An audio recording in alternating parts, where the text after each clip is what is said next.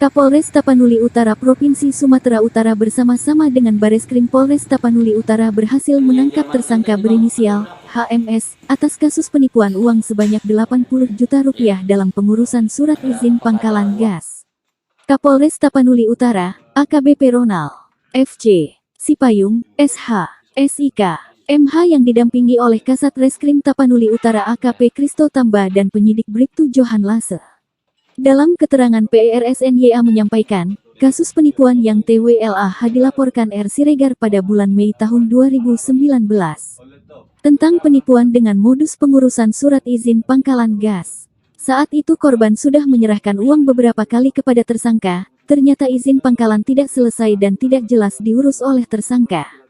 Menurut Kapolres, kejadian tersebut diawali tepatnya pada bulan Agustus tahun 2018, di mana pelapor mencoba meminta bantuan kepada tersangka, HMS, untuk membantu kepengurusan izin pangkalan gas.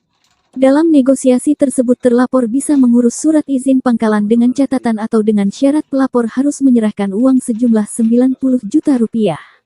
Dalam proses pengurus, pelapor telah menyerahkan beberapa kali uang dengan nilai nominal seluruhnya 90 juta rupiah. Akan tetapi saat sudah diserahkan 80 juta rupiah kepada tersangka, ternyata terlapor tidak bisa menunjukkan surat izin tersebut, malah terlapor diketahui telah melarikan diri.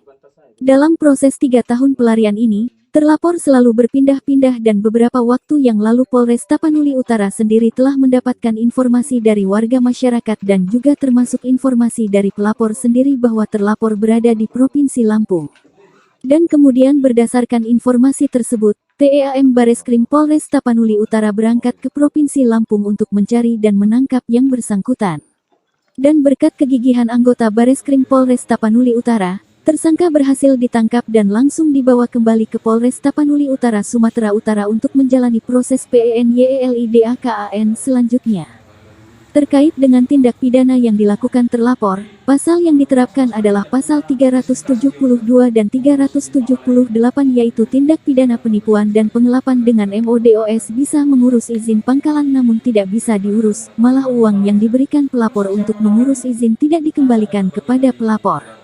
Ancaman hukuman pidana yang diberikan sebanyak 4 tahun penjara, sedangkan korban yang dirugikan hanya 1 orang dan tersangka 1 orang. Sampai saat ini diketahui Polres Tapanuli Utara, tersangka baru 1 kali melakukan hal demikian, dan juga baru 1 orang yang melaporkan hal tersebut, namun demikian tidak tertutup kemungkinan ada pelapor yang lain, karena ini masih proses pengembangan untuk mencari mana tahu ada korban yang lain. Kasus penipuan untuk membuat gas LPG Pak, yang sekarang yang ditangani dari pihak Polres Tapanuli Utara. Ya.